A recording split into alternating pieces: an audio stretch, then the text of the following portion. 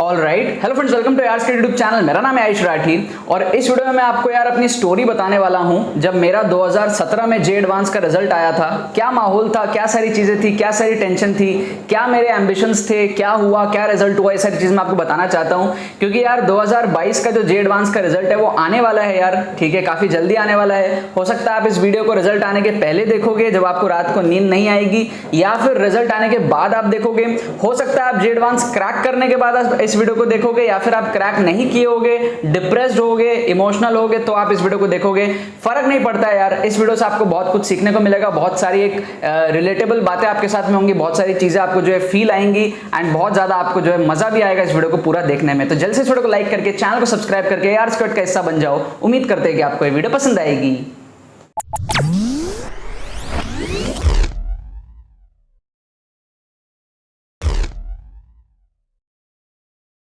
Okay students, अगर आप 2022 में जोसा के काउंसलिंग में पार्ट लेने वाले हो अपने जे एडवांस के रिजल्ट आने के बाद में, तो आप लोग यार एबी काउंसलिंग, आयुष बिया काउंसलिंग में रजिस्टर कर सकते हो। ठीक है, प्रोसेस बड़ा ही सिंपल है, आपको डिस्क्रिप्शन में लिंक मिल जाएगा, वहां पे जाकर के आपको पूरे डिटेल्स पढ़ने हैं, एडमिशन कंप्लीट करना है, पेमेंट कंप्लीट करना है, अपने डिटेल्स फिल करने हैं सही से। उसके बाद में आपको व्हाट्सएप ग्रुप में ऐड किया जाएगा 2 से 3 घंटे में, एंड फिर विद इन 24 आवर्स मैं आपसे बात करूंगा, डायरेक्टली आपको मैं कॉल करूंगा। ठीक है, और आपके जो भी काउंसलिंग के प्रोसेस होंगे, चॉइस फिलिंग के अंदर मैं आपको मैं हेल्प करूंगा।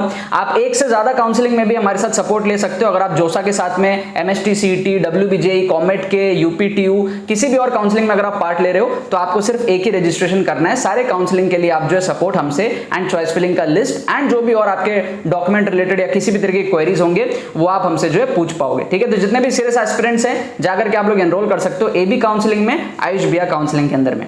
यार अब बात करते हैं हमारे पास में स्टोरी के बारे में। तो यार कुछ ऐसा हुआ था कि मुझे ना ऑल इंडिया रैंक 1 लाना था। आप में से बहुत सारे बच्चों का ऐसा होता होगा कि मेरे को AIR 1 चाहिए, AIR 1 चाहिए। तो मैं अभी आज भी कभी अपने घर जाता हूं तो मेरे घर के खिड़की पे, पिलो पे, बेड पे, हर जगह AIR 1 लिखा हुआ मेरे को मिलता है। आज भी मैं जाता हूं तो मुझे वो चीज दिखने को मिलती है। मेरे घर वालों को भी सबको पता है कि कहाँ का आयुष ने लिख रखा था। सबसे पहले जब मैंने जेई का एग्जाम दिया था 2016 के अंदर में दिया था, तो आपको मैं बता दूं जो मेरा रिजल्ट आया था, जेई मेन क्रैक हुआ था, 110 नंबर आए थे और जे एडवांस पता लग चुका था कि नहीं होने वाला है। तब तक मैं पहुंच गया था कोटा, और वहां पर कोटा में जब मैंने एडमिशन लिया कोचिंग के अंदर में, तो जस्ट वो एडमिशन का ही दिन था, हम होटल में थे, ट्रेन से उतरे थे, होटल में थे। अगले दिन सुबह सुबह जो है रिजल्ट देखने को मिला था एंड उस पर लिखा हुआ आया था कि बेटर लक नेक्स्ट टाइम। ठीक है, जे एडवांस 2016 का रिजल्ट था, better luck next time. Cut off भी क्लियर नहीं हुआ था और होटल में हम थे, मेरे मासा जी मेरे को साथ में लेके गए थे, तो उनके साथ ही बैठ के हमने रिजल्ट देखा। हमारे को एक्सपेक्टेशन थी शायद क्रैक हो जाए तो एक मोटिवेशन आएगा कि अगले साल अच्छा कर पाएंगे, तो क्रैक भी नहीं हुआ।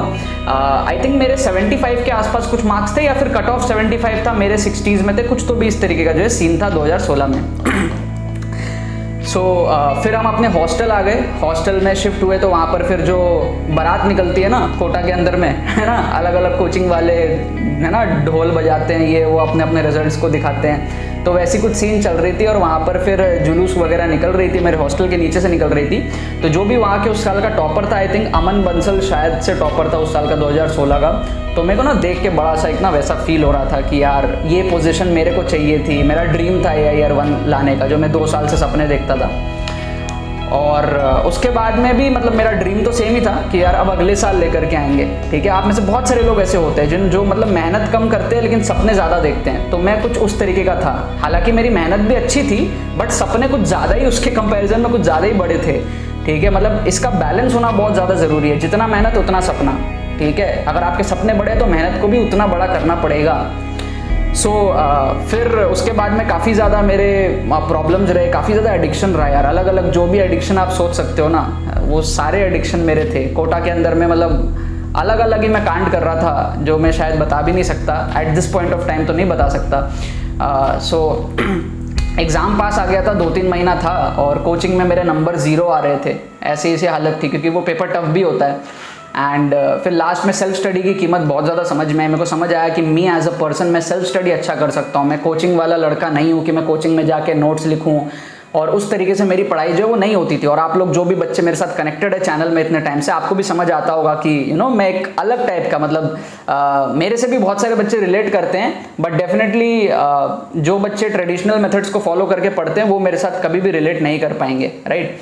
सो मुझे समझ आया यार, मैंने अपने तरीके से पढ़ना स्टार्ट किया। और जो ट्रिक्स एंड चीट कोड्स जो आज आप चैनल के अंदर में देखते हो, अब तो हमारा एक्सक्लूसिव कोर्सेज भी आने लग गया ट्रिक्स एंड चीट कोड्स का। आपको बता दूं, इस साल 2022 में हमने 4000 बच्चों को ट्रिक्स एंड चीट कोड सिखाया पेड बैच के अंदर में। यूट्यूब के अंदर में तो लाखों लोगों को सिखाते ही हैं, right. So tricks and cheat codes तब से मेरी डेवलप हो रही थी, तभी बना रहा था मैं। In fact maximum tricks and cheat codes मेरे तब के ही बने हुए जब मैं स्टूडेंट था, क्योंकि मेरे को समझ आ रहा था कि मेरे को किस तरीके से चीज़ों को मैनेज करना है। और मतलब एक पॉइंट ऐसा था जब समझ आ गया था कि भाई पहले एनआईटी को सिक्योर करना पड़ेगा, है ना, वरना हम अपने ईगो में रहते हैं कि यार आईआईटी करना, उसके चक्कर में क्या होता है एनआईटी भी नहीं होता है। तो वो पॉइंट आ गया था कि भाई एनआईटी को सिक्योर करना पड़ेगा। 2 से 3 महीने मैंने बहुत मेहनत करी जेईई मेन के लिए, और 2 से 3 महीने भी नहीं, मतलब 1 महीने बहुत ज़्यादा अच्छा गया था। और फिर भी अगर आप मानो तो 2 से 3 महीने ठीक ठाक पढ़ाई जो हम कहते हो कह सकते हो, एकदम बहुत अच्छी पढ़ाई 1 ही महीने हुई थी मेरी। बहुत सारे बच्चे जो 6-6 महीना पहले सब करते हैं, मेरा कुछ भी नहीं था। मतलब जनवरी फरवरी में मैंने डिसाइड किया था कि भाई अब कोचिंग नहीं जाऊँगा, अब कोचिंग तभी जाऊँगा जब औकात होगी। और फिर औकात बना के कोचिंग गया, और फिर सीधा मेरे को बैच 1 में वापस से प्रमोट किया गया था कोचिंग के अंदर में, वरना मेरी बैचेस भी पीछे चली गई थी। मेरे नंबर 100-110 आते थे।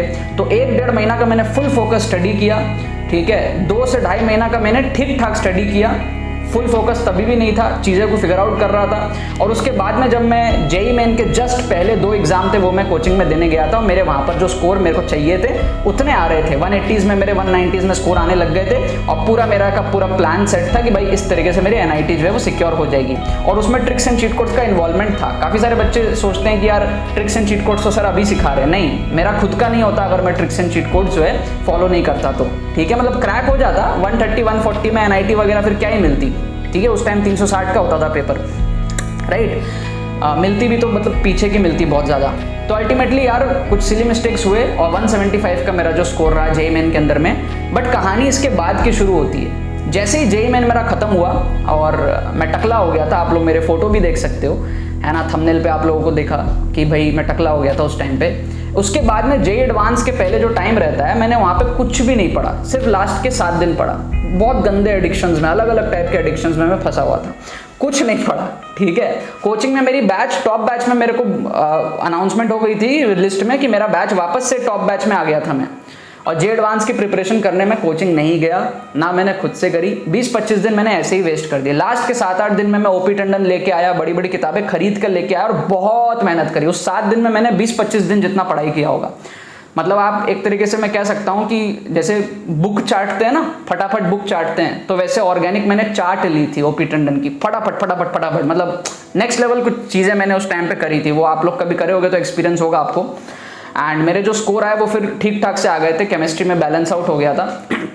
और अल्टीमेटली फिर मेरा जो स्कोर आया जेईई एडवांस का वो था 134, ठीक है। अब उस स्कोर पे क्या था, जो रैंक प्रेडिक्टर वगैरह थे they were expecting a rank of under 10,000, और मैं भी एक्सपेक्ट कर रहा था अंडर 10,000 की रैंक। मैं ये डिबेट करता था लोगों के साथ में, मैं कहता था कि भाई मैं IISM धनबाद का माइनिंग ले लूँगा चलेगा, लेकिन मेरे को IIT ही चाहिए, क्योंकि वो एक ईगो है ना। IIT का टैग चाहिए था, एक तो ऑल इंडिया रैंक 1 चाहिए था, वो नहीं हो रहा। उसके बाद में चाहिए IIT ही चाहिए। मेरे घर वाले समझाते थे, है ना, जो भी एक्सपीरियंस थे, कि भाई NIT अच्छी ले ले, है ना। NIT में कंप्यूटर साइंस भी मिल जाएगा, 15,000 रैंक थी जेईई मेन के अंदर में, अच्छी रैंक होती है। आपको होम स्टेट के अंदर में अच्छा खासा कॉलेज मिल जाता है, बाहर भी मिल जाता है। लेकिन मेरे को था कि IIT चाहिए, IISM धनबाद मिल जाए तो क्यों ना मैं वो लूँगा। अब ये अच्छी चीज़ थी या बुरी चीज़ थी पता नहीं, रैंक तो मेरी 10,000 में नहीं आई। अगर आती तो शायद मैं जिद करके ले भी लेता, कोई सी भी ब्रांच ले लेता। अभी मैं 3rd ईयर में कॉलेज ड्रॉप किया हूँ, शायद 1st ईयर में ही कर लेता, लेकिन मैं लेता, ठीक है। मतलब वो एक ईगो वाली चीज़ थी जो नहीं आई, कोई बात नहीं। और रैंक आई 25,000। वी वर एक्सपेक्टिंग, मतलब 10,000 के अंदर हम एक्सपेक्ट कर रहे थे, सारे रैंक प्रेडिक्टर थे वो भी एक्सपेक्ट कर रहे थे कि 10,000 के अंदर रैंक आएगी। जिस दिन रिजल्ट आया, नेटवर्क वगैरह चल नहीं रहा था, नेट वगैरह चल नहीं रहा था। मेरे मासा जी, वही सेम मासा जी ने कॉल पे मेरे को बताया कि 25,000 रैंक आई। मुझे बिलीव ही नहीं हुआ कि 25,000 कैसे आ सकती है। एंड उसके बाद में जब मैंने पेपर को वापस देखा तब मेरे को समझ आया कि 25,000 क्यों आई है, क्योंकि उस टाइम पे ऐसा हुआ बना हुआ था कि मैथ्स IIT मद्रास बना रहा है तो बहुत टफ होगा। एक्चुअल में वैसा नहीं था, इजी आ गया था। और मेरा परसेप्शन वैसा था, मैंने मैथ्स के बहुत सारे क्वेश्चंस मतलब देख के ही छोड़ दिए, ऊपर से देख के ये चैप्टर तो नहीं आता, मैंने छोड़ दिए। वरना 25-30 नंबर का और मेरे को वहाँ पे बूस्ट आराम से मिलता। मैथ्स का पेपर सच में बहुत ईजी आया था उस टाइम पे। देन मेरे को बाद में समझ आया कि अच्छा 25,000 क्यों आई है, क्योंकि पेपर इजी था, सब बच्चों ने अच्छा किया। वरना 134 में आ जाती है अच्छी खासी रैंक, आपको भी पता है। आप 2017 का डेटा देखोगे आपको समझ आएगा। So that was a blunder मेरे टाइम पे। मतलब मैं सोच के गया था 130 140 मेरे को लाना है, वो मेरा टारगेट था, मैंने अचीव भी किया, बट अब पेपर ऐसा हो गया कि यार बाकी बच्चों ने ज़्यादा अच्छा कर दिया। तो that was an unexpected thing मेरे साथ। कुछ चीज़ें वहाँ पर समझ आई कि यार ऐसे प्री अजम्पशन नहीं करना है आपको कि इतने ही लाने हैं, पेपर पे डिपेंड करता है, जितना हो पाए मैक्सिमम करना है, हर क्वेश्चन को पढ़ना है। ये सारी चीज़ें बाद में समझ में आई, और जब तक सारा खेल खत्म हो गया था उसके बाद कभी एडवांस दे नहीं सकते थे। एंड आज अगर मेरी लाइफ में कभी कभी मुझे सपना आता है कि मतलब ऐसा कोई एक रूल निकल जाए, जैसे आप लोग सोचते हो ना कि जे एडवांस में 3rd अटेम्प्ट मिल जाए, ये मिल जाए, वो मिल जाए, मेरे दिमाग में कभी आता है ऐसा कोई रूल निकल जाए कि एडवांस दे सकते हैं थोड़े से बड़े लोग भी। तो मेरा एक आता है, कभी कभी सपने में आता है, रियलिटी में जब उठता हूँ तो लगता है नहीं यार क्या बकवास है। तो मन में कभी कभी यार चीज़ें बैठ जाती हैं। कुछ चीज़ें जो मैंने इस पूरे जर्नी से सीखी वो सीखी कि यार मेहनत पे ज़्यादा भरोसा करना है, ड्रीम्स पे कम भरोसा करना है। ड्रीम्स हैं उसके बराबर का मेहनत करना है या उससे थोड़ा सा ज़्यादा मेहनत करना है, तभी वो ड्रीम आपके अचीव होते हैं। ड्रीम अपन ज़्यादा ले लेते हैं, मेहनत कम करते हैं, तो वहाँ पर यार चीज़ें नहीं होती। दूसरा मेरे को समझ में आया कि भाई ये सारी चीज़ें जो है आपकी एंड ऑफ द लाइफ नहीं है। अगर आप IITian नहीं भी बनते हो, ठीक है, IIT क्रैक हुआ, मेरा 25,000 rank I, but IIT college में एडमिशन नहीं हुआ। वहाँ पर मैंने एक मैच्योर डिसीजन लिया लाइफ का कि यार मुझे यार टीचिंग करियर में और यूट्यूब के अंदर में अच्छा करना था, सारी चीज़ें करनी थी, मेरे को कुछ अलग करना था, जॉब वगैरह नहीं करनी थी, आगे एंटरप्रेन्योर बनना था। तो मैंने यार वहाँ पर अच्छा कॉलेज चूज़ किया, टैग को देखा, NIT त्रिची में मैंने प्रोडक्शन इंजीनियरिंग लिया ताकि मुझे साइड हसल करने का टाइम मिल जाए। और 3rd ईयर आते आते मैंने बहुत सही टाइम पे कॉलेज को भी ड्रॉप कर लिया और बहुत सारे अलग अलग एक्सपीरियंसेस कर लिए लाइफ में। एंड बढ़िया यार यूट्यूब चैनल भी ग्रो कर लिया। मतलब एक जो वो एक रहता है ना बेसिक सर्वाइवल की जो टेंशन रहती है, उस चीज़ से हम ऊपर आ गए, ठीक है। तो एक सबका अपना अपना बेसिक नेचर भी होता है, तो वो मैंने बहुत सही टाइम पे मैंने समझा। आज बहुत सारे बच्चों से मेरी बात होती है काउंसलिंग के अंदर, बच्चे कहते हैं मुझे कंप्यूटर साइंस लेना है, उनसे मैं पूछता हूँ क्यों लेना, उनके पास में कोई जवाब नहीं होता, बस यही रहता है कि सर प्लेसमेंट। उन्होंने कभी कोडिंग करी नहीं होती, उनको कभी कंप्यूटर चलाया नहीं होता, कहते सर प्लेसमेंट। तो यार ये कुछ मैच्योर डिसीजंस, ये जो आप अभी हो सकता है इस वीडियो को आप देख रहे हो वही बच्चे देखेंगे जिनका रिजल्ट या तो अच्छा नहीं गया होगा या तो अच्छा गया होगा। आप थोड़ा मैच्योर हो जाओ, ये सारी चीज़ों से बाहर निकल जाओ, ठीक है। जितने जल्दी निकल जाओगे उतना बढ़िया। अगर आपने IIT टॉप भी किया है तो भी बाहर निकल जाओ, और अगर आपका IIT नहीं भी हुआ तो भी बाहर निकल जाओ। अपने से नीचे वालों को देखो, अगर आपकी रैंक 50,000 आई है, 1 लाख आई है, तो आप सोचो 8-9 लाख बच्चे आपसे पीछे हैं। आपका सपना क्या होता है, 12 लाख का पैकेज लग जाए, तो वो क्या 2 लाख का पैकेज लेंगे? वो भी कुछ ना कुछ करेंगे ना जिंदगी में, चाहे कुछ बिजनेस करके कमाए अपना घर, तो वो भी चलाएंगे, जिंदगी तो वो भी चलाएंगे। आपको ऐसा लगता है कि जो 20,000 बच्चे 10,000 बच्चे जो IIT जाएंगे उनका ही 12-15 लाख का पैकेज लगेगा, बाकी सब लोग मरेंगे इस दुनिया में, इतने सारे बच्चे 90% लोग मर जाएंगे? ऐसा नहीं है, उसमें से भी बहुत सारे बच्चे होंगे जो आपसे भी अच्छा करेंगे, और ऐसे एग्जाम्पल्स आपको यूट्यूब पे दिख जाएंगे, हर जगह दिख जाएंगे। सो लाइफ यहाँ पर एंड नहीं होती, लाइफ को आपको आगे बढ़ाना है। आपने अच्छा किया, कॉन्ग्रेचुलेशंस, अच्छा नहीं किया, डिप्रेस्ड हो, कोई बात नहीं, थोड़ी देर के लिए होकर फिर से निकल जाओ, फिर से लाइफ में फाइट बैक करो, अलग चीज़ में कुछ आप अच्छा करने का ट्राई करो।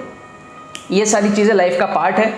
आज 4-5 साल बाद अगर कोई मेरे से पूछे कि भाई अच्छा क्या हुआ अगर तेरा IIT नहीं हुआ, तो मैं कहता हूँ यार अच्छा भी बहुत हुआ। पहला क्या, घमंड आ जाता बहुत ज़्यादा अगर मैं IIT क्रैक कर लेता तो, मतलब क्रैक तो किया, अगर IIT में सीट मिल जाती, मान लो जो मेरा ड्रीम था, अगर 2-3 हज़ार के अंदर रैंक आ जाती ना, मेरे अंदर घमंड बहुत आ जाता, ये मेरे को लगता है। बढ़िया हुआ घमंड नहीं आया, थोड़ा हम्बल रहे लाइफ में, कोई बात नहीं, थोड़ा फेलियर भी लाइफ में ज़रूरी होता है।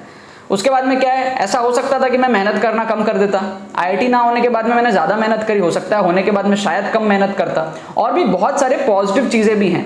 हो जाता तो भी बहुत सारी पॉजिटिव चीज़ें थी, नहीं हुआ तो भी बहुत सारी पॉजिटिव चीज़ें होती है, जो होता है अच्छे के लिए होता है। होता तो बहुत फ़ायदा होता है यार, IIT का टैग रहता, उससे मेरे को बहुत बेनिफिट मिलता है ना, बहुत प्राउड फील करता, कॉन्फिडेंस बहुत हाई रहता ज़िंदगी में कि हाँ यार एक चीज़ अच्छा टफ चीज़ किया है तो आगे और भी चीज़ें कर सकते हैं, राइट। सो मेरी जर्नी कुछ इस तरीके से रही है कि मैं आपको बता नहीं सकता हूँ, बट आप शायद फील कर लोगे। मुझे अंदर तक पता है कि मेरे अंदर पोटेंशियल है और पोटेंशियल था कि मैं अच्छा खासा रैंक IIT में ला सकता था, बट मैंने अपने खराब आदतों के वजह से, कम मेहनत के वजह से, अब वो मेहनत भी रिलेटेबल है, बहुत लोग बोलेंगे भाई बहुत मेहनत करा, बट मुझे पता है कि जितना चाहिए था उससे कम किया है। तो जो टैलेंट होता है उतना मेहनत मैंने उस टाइम पे नहीं किया और वो अपॉर्चुनिटी मेरी जिंदगी में चली गई। तो यही मैं आपको सीख देना चाहूँगा। हो सकता है आज आपके अंदर में पोटेंशियल ही ना हो, तो आपको टेंशन लेने की जरूरत नहीं है। अगर आपके अंदर पोटेंशियल है और आपको पता है आप इससे बहुत बेटर कर सकते थे, मेक श्योर दोबारा ये चीज़ लाइफ में ना हो, ठीक है। तो यही चीज़ यार छोटा सा एक आपको मोटिवेशन देना था। आपका जे एडवांस रिजल्ट्स आने वाले हैं। हो सकता है आप ये वीडियो पहले देखो चाहे बाद में देखो, फर्क नहीं पड़ता, बट हो सकता है मेरी बातों से आपको कुछ चीज़ें रिलेट हुई होंगी, कुछ मोटिवेशन मिला होगा, कुछ पॉजिटिविटी आपके लाइफ में जो है वो आई होगी। अगर आप जे एडवांस 2022 के एग्जाम के बाद में जोसा काउंसलिंग या फिर किसी भी और काउंसलिंग में पार्ट लेना चाहते हो, आप पर्सनलाइज्ड काउंसलिंग में मेरे साथ आप बात करके अपने चॉइस फिलिंग वगैरह कर सकते हो। ठीक है, लिंक आपको डिस्क्रिप्शन में दिया हुआ है, सारी डिटेल्स आपको डिस्क्रिप्शन में मिल जाएंगी। ऑलरेडी 80+ स्टूडेंट्स इसके अंदर में ज्वाइन कर चुके हैं। ठीक है, हमारा बैच 1 में 100 स्टूडेंट्स का था, वो खत्म हो जाएगा बहुत जल्दी, एंड बैच 2 हमारा जो है वो लॉन्च होने वाला है। ठीक है ना, आप लोग डिस्क्रिप्शन में लिंक जाकर के चेकआउट कर सकते हो। ठीक है, बाकी तो बस यही बात है। बहुत बहुत धन्यवाद मेरे साथ जुड़ने के लिए, बने रहिए यार।